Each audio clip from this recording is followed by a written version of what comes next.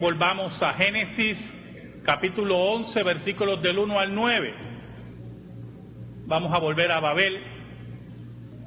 Génesis 11, versículos del 1 al 9.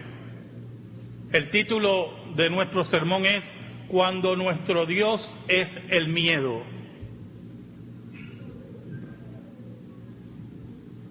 Cuando nuestro Dios es el miedo. Génesis 11, versículos del 1 al 9, ya lo leímos en la liturgia, vamos a tenerlo de frente y oramos, hermano. Padre bueno, Padre de misericordia, nos acercamos a ti por los méritos de Cristo. Gracias. Gracias por la oportunidad de adorarte y bendecirte por exponer tu palabra. Perdona nuestros pecados, escóndenos bajo la sombra de la cruz, perdona nuestros miedos y nuestras preocupaciones, ayúdanos a descansar en ti. Oh Señor,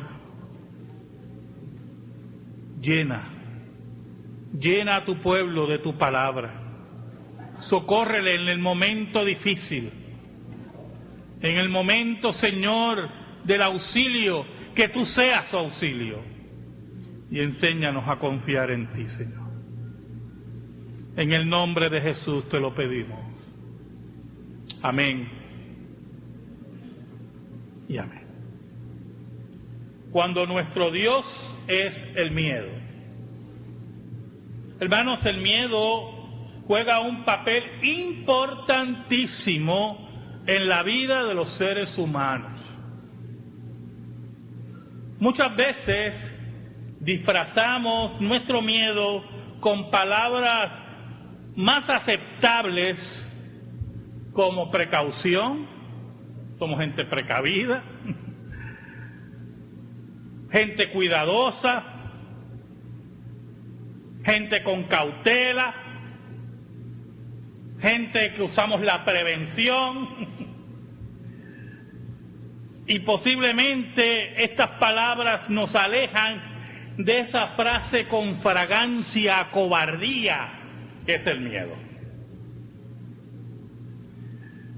Pero Dios conoce nuestros corazones. Dios sabe muy bien que utilizamos la medicina preventiva buscando evitar una enfermedad que nos postre y tengamos que ser servidos. Tenemos miedo a esa enfermedad. Somos ahorrativos, o sea, cuidadosos, porque tenemos miedo a que nos falte en el momento preciso. Tenemos cautela a tomar por un camino equivocado, porque en realidad tenemos miedo a ser asaltados y dañados. Por eso, hermanos, el miedo es importante porque nos puede librar de muchos problemas. De muchos problemas. No es malo tener miedo en una circunstancia. En su providencia, Dios lo utiliza para nuestro cuidado. En esa convergencia que estudiamos en teología, Dios utiliza el miedo providencialmente para cuidarnos. Cuando yo oigo a una persona decir que no le tiene miedo a nada, personalmente concluyo que es un mentiroso orgulloso o le queda muy poco tiempo de vida, ¿oyó? Porque el que no le tiene miedo a nada va a morir irremisiblemente y posiblemente muy pronto. Pero hermanos, cuando el miedo es nuestro Dios, cuando el miedo sustituye a la fe en el Dios verdadero, cuando el miedo dicta los mandamientos de nuestra vida, es en ese momento que el miedo se transforma en pecado. Sudáfrica Sudáfrica está sonando mucho en estos días. La Mundial de Balompié, lo que algunos llaman soccer, se llevará a cabo en ese país. Pero en el siglo pasado, Sudáfrica sonó alto en nuestros oídos. Por décadas el gobierno surafricano mantuvo un gobierno de apartheid en contra de la mayoría de la población negra de ese país. El gobierno mantenía a la mayoría negra segregada y aislada. Por ley, los negros vivían en casuchas en barrios infrahumanos. Para mantenerlos tranquilos, a esas casuchas y a esos barrios, el gobierno le llamaba estados soberanos. Muchos levantaron sus voces, pero una se destacó, la de Nelson Mandela. En su autobiografía escribió: la segregación había sido a menudo implantada sin orden ni concierto a lo largo de los anteriores 300 años. Ahora iba a consolidarse en el apartheid en un sistema monolítico que era diabólico en sus detalles, implacable en sus propósitos y despiadado en su poder. El apartheid partía de una premisa, dice Nelson Mandela, que los blancos eran superiores a los africanos, los indios y los mestizos. El miedo que destilaba, hermanos, la minoría blanca se convertiría en odio político y de Estado. El gobierno surafricano tenía un poderoso aliado, un aliado teológico en el apartheid. ¿Saben, hermanos? Desde Génesis primero, desde Génesis 1, Dios había dado la orden de llenar la tierra, de esparcirse sobre la misma. Desde Génesis 1. Esta orden, con su mandato cultural correspondiente, se repite en el pacto con Noé en Génesis 9:1. Dice así Génesis 9:1. Después Dios bendijo a Noé y a sus hijos y les dijo: sean fructíferos y multiplíquense, llenen la tierra. Dios quería que el hombre disfrutara de los dones que él había dispensado, que los desarrollase y vivieran felices. Esa felicidad que solamente se encuentra en tener una relación con Él, con Dios, y obedecer todos sus mandamientos, de obedecer esos mandamientos, de adorarlo como Él lo ordenaba. Pero, hermanos, cuando el miedo nubla la visión que tenemos de nuestro Dios, cuando el miedo tergiversa lo que Dios ha ordenado, el miedo se entroniza como Dios en nuestro corazón. Cuando tenemos miedo de lo que Dios ha dicho, hemos claudicado de Dios. El miedo que sintió Israel cuando llegaba ya a la tierra prometida y no quería entrar porque tenía miedo a los hombres que estaban allí, desobedeciendo a Dios, es el miedo que nos enfría espiritualmente. ¿Sabe? Génesis 11 comienza diciendo, mira el versículo 1 y voy a leerlo en la Nueva Traducción Viviente. Dice así Génesis 11:1. Hubo un tiempo en que todos los habitantes del mundo hablaban el mismo idioma y usaban las mismas palabras. ¿Saben, hermanos? Desde el punto de vista cultural,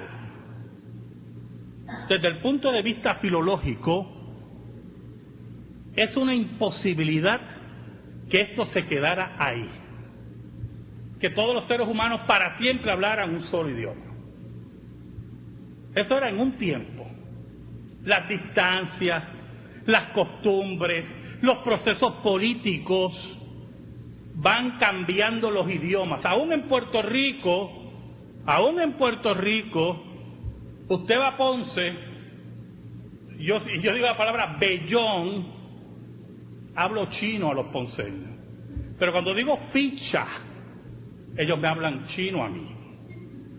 En este Puerto Rico. Así es el idioma, hermano.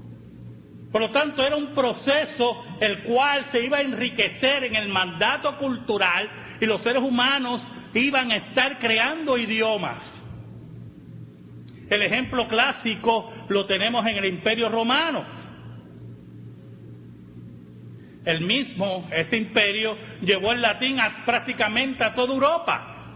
Pero de ese latín se derivó el español, se derivó el francés, el italiano, el rumano, bueno, etcétera, los idiomas romances.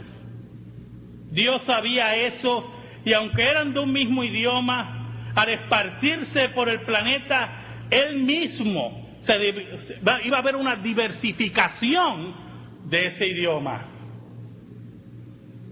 Pero el hombre se sentía cómodo en su tribu. ¿Por qué esparcirse? ¿Por qué esparcirse? Mira qué cómodos estamos aquí, hablando entre nosotros, comerciando entre nosotros. En pocas palabras, ¿por qué obedecer a Dios? ¿Por qué obedecer a Dios? Empezaron a sentir miedo por perder lo que tenían. Miren los versículos del 2 al 4, hermano. Lo voy a leer en la Nueva Traducción Viviente.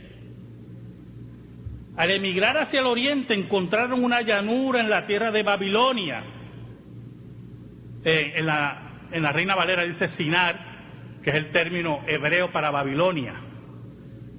Y se establecieron allí. Comenzaron a decirse unos a otros, mire qué cosa, comenzaron a decirse unos a otros, vamos a hacer ladrillos y endurecerlos con fuego. En esa región se usaban ladrillos en lugar de piedra y la brea que usaba como mezcla. Entonces dijeron, construyamos una gran ciudad para nosotros con una torre que llegue hasta el cielo. Esto nos hará famosos y evitará que nos dispersemos por todo el mundo. El miedo a perder su unidad artificial. Sí, artificial, pues Dios le había mandado esparcirse. Los llevó a la rebelión, a la desobediencia. Cuando tenemos miedo de lo que Dios ha ordenado, hermano. Cuando tenemos miedo de lo que Dios ha ordenado, ese miedo nos lleva a la rebelión, al enfriamiento espiritual.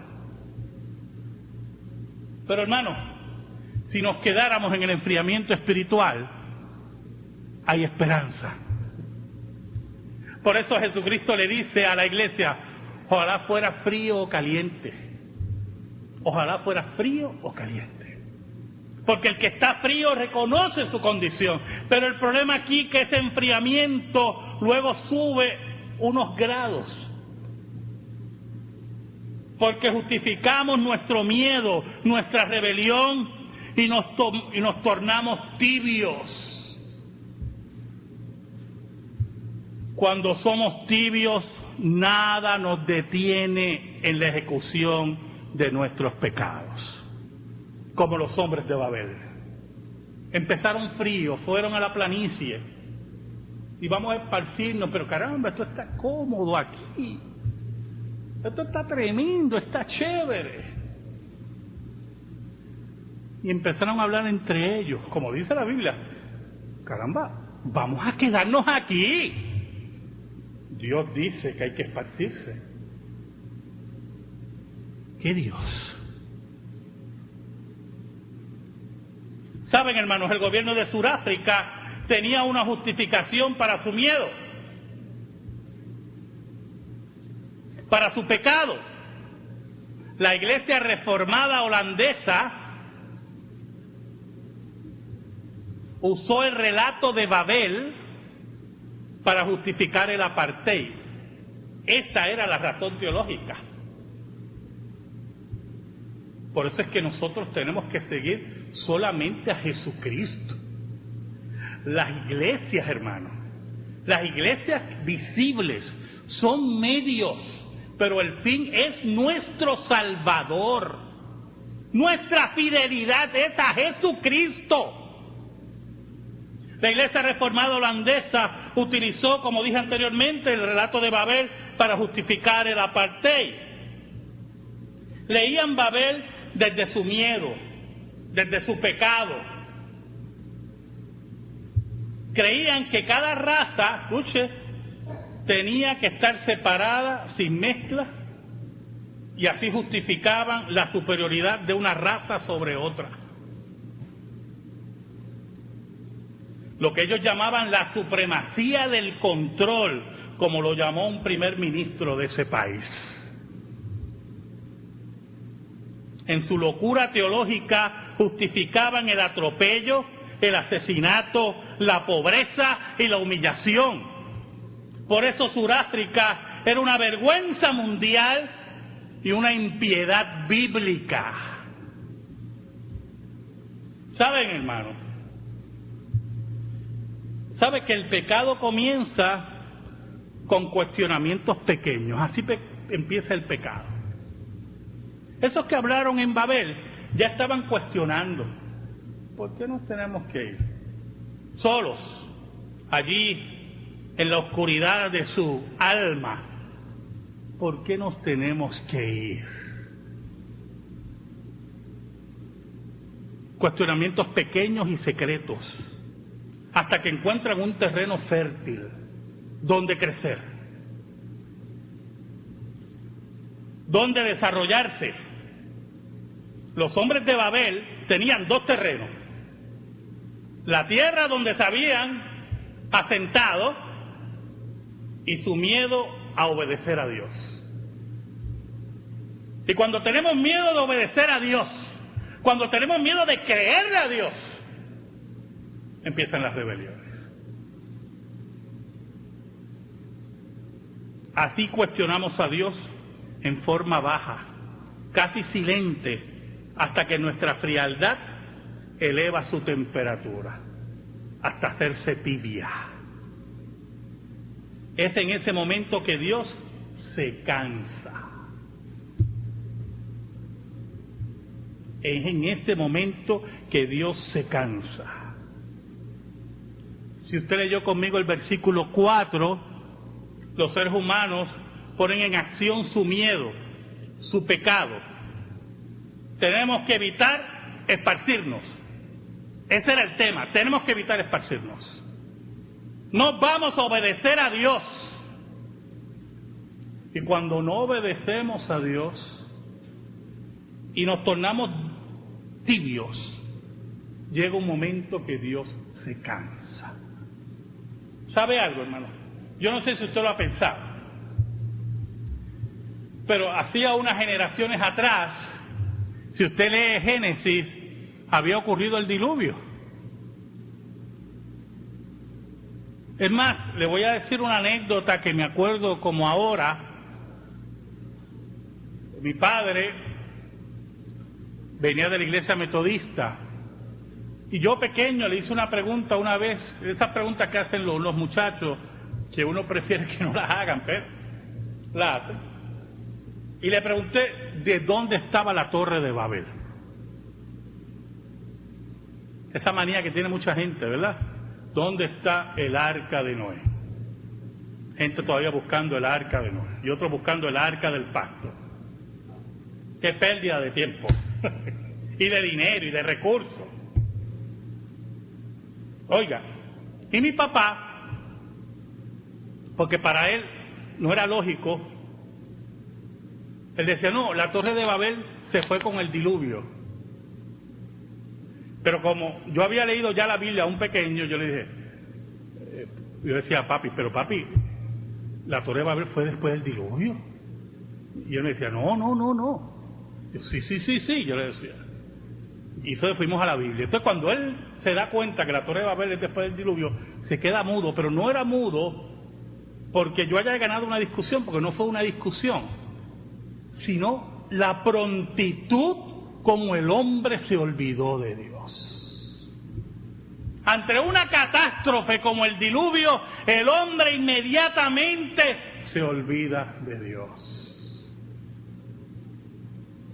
Así es el pecado del ser humano, así es el pecado de todos aquellos que se rebelan contra Dios. ¿Sabe? Pero había un problema. Yo quiero que usted entienda la lógica del pecado, del miedo que sentían los hombres de Babel. Tenía que haber una amalgama, algo que los uniera, porque aunque hubiera un grupo grande que quisiera quedarse, no, tiene que haber un grupo que quería obedecer a Dios. Por lo tanto, si usted nota en el versículo 4, ellos ponen se puede decir, unas trampas al corazón del hombre.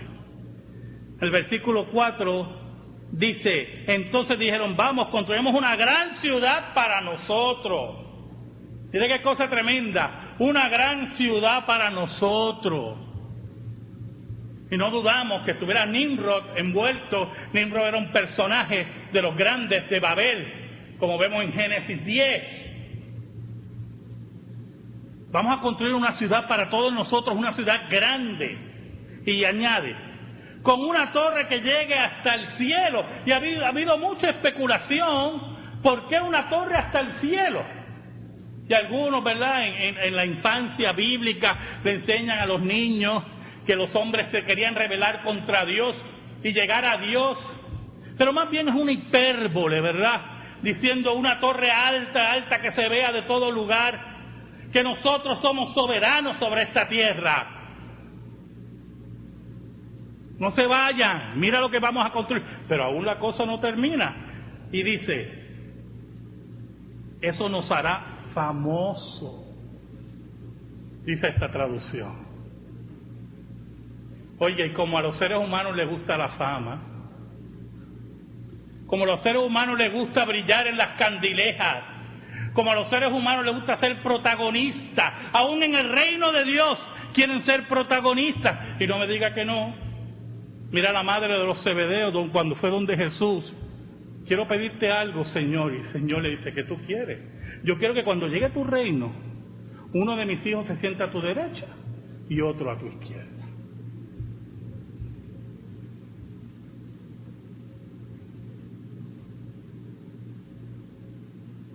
Y Jesús la mira. Tú no sabes lo que tú estás pidiendo. Wow, hermano. Vamos a ser famosos, dicen los hombres de Babel. No obedezcamos a Dios. No perdamos esta unidad. La fama va a recorrer el mundo de esta ciudad grande, de esta torre. Tenemos un solo idioma y no lo vamos a esparcir. ¿Sabe algo, hermano? Dios se cansó. Dio una gran oportunidad a estos hombres para que se arrepintieran. Les permitió que hablaran, que empezaran a construir. Y Dios se cansó. Y Dios se cansa de la tibiedad de los seres, de ser tibios. Dios se cansa de ellos. Mire cómo dice el versículo del 5 al 7. Pero el Señor descendió para ver la ciudad y la torre que estaban construyendo. Y dijo, miren, la gente está unida y todos hablan el mismo idioma.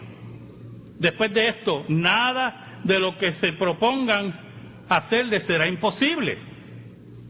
Vamos a bajar a confundirlos con diferentes idiomas, así no podrán entenderse unos a otros. En ese momento, Dios interviene en la rebelión y el miedo de estos hombres, el miedo de obedecer a Dios. Dios interviene en la vida de estos hombres porque Dios se cansa del pecado.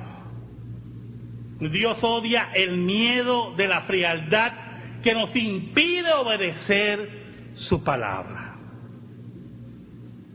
Mira, hermanos, Dios, desde el punto de vista humano, aceleró los procesos de los idiomas que se darían en forma natural como juicio sobre la soberbia y miedo de los habitantes de Babel.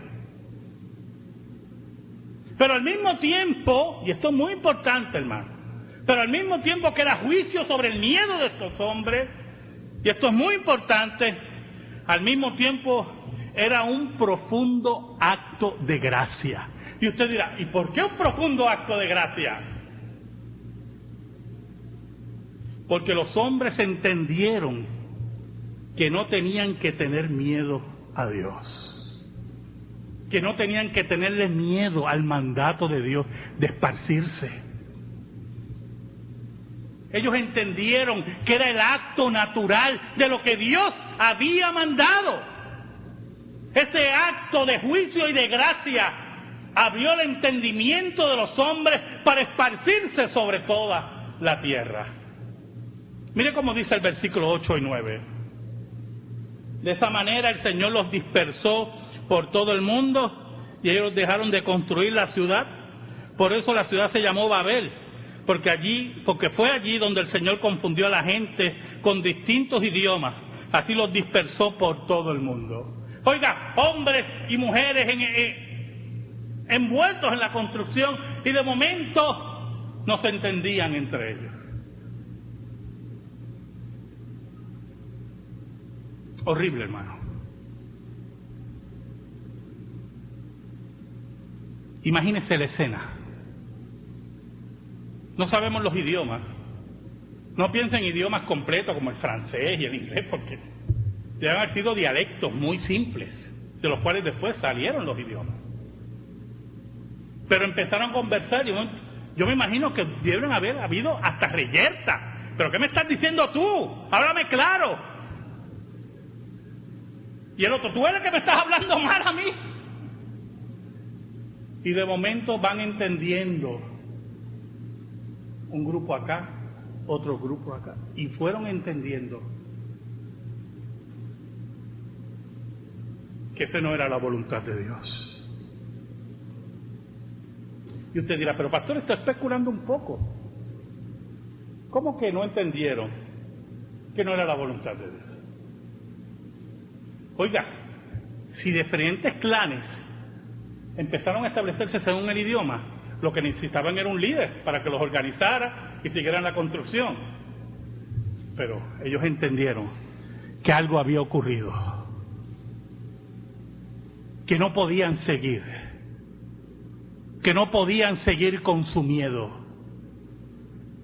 Ese castigo de Dios se convirtió en un acto de gracia para que entendieran que su miedo era infundado. Dios acabó con su miedo. ¿Saben, hermanos? Dios se cansó también del pecado de Sudáfrica. Decidió acabar con su miedo. Nelson Mandela estuvo 25 años preso. Recibió humillaciones, privaciones y burlas. No se dejó vencer ni por el odio ni por el miedo. Al final de su autobiografía, la cual les recomiendo a todos, nos dice: durante aquellos largos y solitarios años, el ansia de obtener la libertad para mi pueblo se convirtió en un ansia de libertad para todos los pueblos, blancos y negros. Sabía mejor que nadie que es tan necesario liberar al opresor como al oprimido. Aquel que arrebata la libertad a otro es prisionero del odio. Está encerrado tras las barrotes de los prejuicios y la estrechez mental, dice Nelson Mandela. Después de años de prisión, llegó a la presidencia de Sudáfrica. Venció el apartheid sin odios, sin temores y sin miedo. Hermano, no temamos en obedecer a Dios. No temamos en obedecer a Dios. Jesucristo nos dio el ejemplo más grande, dirigiéndose a la cruz en esa obediencia pasiva, sin abrir su boca frente a pecadores que él podía destruir con el movimiento de un solo dedo. Y con obediencia pasiva se dirigió a la cruz. Hermano, no tengas miedo, no permitas que en ese momento de duda, de frialdad, de miedo se convierta en tibieza delante de Dios. Todos dudamos en algún momento, hermano. Dios lo sabe. Dios nos ama. Y todos dudamos en algún momento. ¿Sabe, hermano? ¿Cuántas veces yo no he hablado cuando Pedro caminó sobre el mar? Una escena increíble. Oiga, y lo tremendo de esa escena, sobre todas las cosas, no es que Cristo camina sobre el mar, que es una cosa tremenda.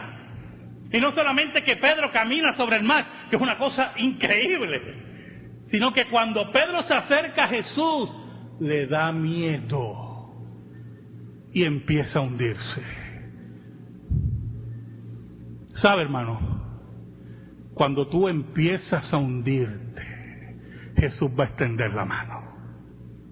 Aún en medio de tu miedo y tu falta de fe.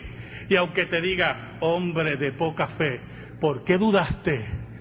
Te levantará y te abrazará, porque eres su hijo. Dios instrumentará con juicio y gracia para que tú seas obediente. Hermano, vive en el amor de Dios cuando su ley, obedeciendo su palabra, así serás potente, así serás en una fe verdadera y madura, y así podrás vivir las palabras del apóstol Juan en esta primera carta, capítulo 4 y el versículo 18, en la primera parte de esa carta, cuando nos dice, en esa clase de amor no hay temor, porque el amor perfecto expulsa todo temor. Amén. Gracias te damos, Señor, Dios verdadero, por tu palabra, única regla de fe y conducta. Oh Señor, enséñanos a no tener miedo, sino confiar en ti. Que cuando venga la duda, tú seas el brazo fuerte que nos levanta. Que cuando tú, Señor, dispenses corrección en nuestra vida, entendamos la gracia de la misma. Perdónanos, Señor, y ayúdanos. Te lo pedimos en el nombre de Jesús. Amén y amén. Estamos en silencio, hermano.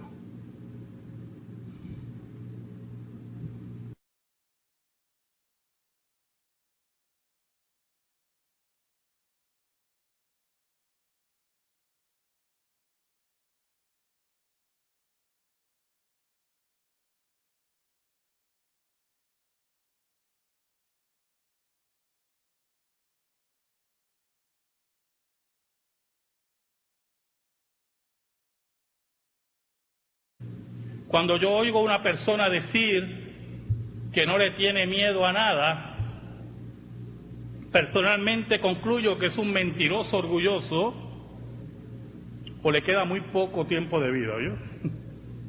Porque el que no le tiene miedo a nada va a morir irremisiblemente y posiblemente muy pronto.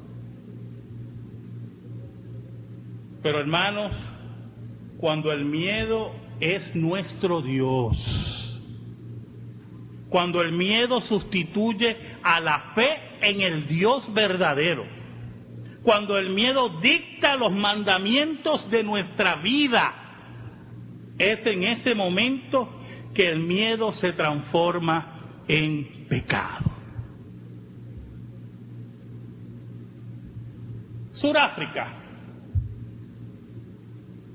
Sudáfrica está sonando mucho en estos días.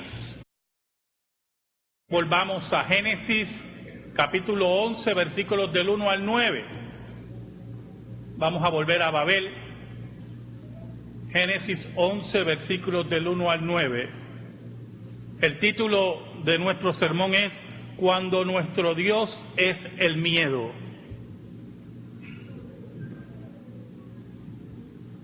Cuando nuestro Dios es el miedo. Génesis 11, versículos del 1 al 9, ya lo leímos en la liturgia, vamos a tenerlo de frente y oramos, hermano. Padre bueno, Padre de misericordia, nos acercamos a ti por los méritos de Cristo. Gracias. Gracias por la oportunidad de adorarte y bendecirte por exponer tu palabra.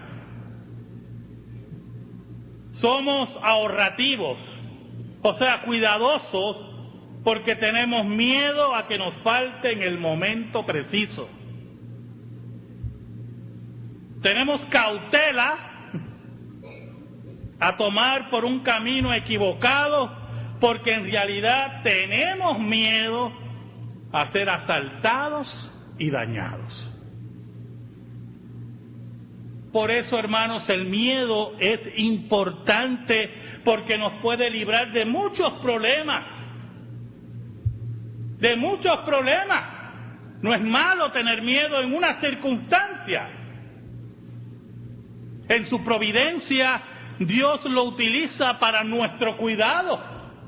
En esta convergencia que estudiamos en teología, Dios utiliza el miedo providencialmente para cuidarnos. Muchas veces disfrazamos nuestro miedo con palabras más aceptables como precaución. Somos gente precavida, gente cuidadosa, gente con cautela, gente que usamos la prevención.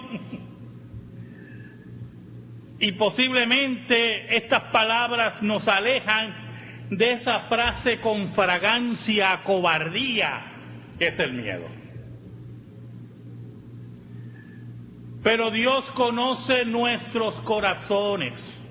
Dios sabe muy bien que utilizamos la medicina preventiva buscando evitar una enfermedad que nos postre y tengamos que ser servidos. Tenemos miedo a esa enfermedad. Perdona nuestros pecados, escóndenos bajo la sombra de la cruz, perdona nuestros miedos y nuestras preocupaciones, ayúdanos a descansar en ti. Oh Señor, llena a tu pueblo de tu palabra, socórrele en el momento difícil, en el momento, Señor, del auxilio, que tú seas su auxilio, y enséñanos a confiar en ti, Señor. En el nombre de Jesús te lo pedimos. Amén y amén. Cuando nuestro Dios es el miedo. Hermanos, el miedo juega un papel importantísimo en la vida de los seres humanos.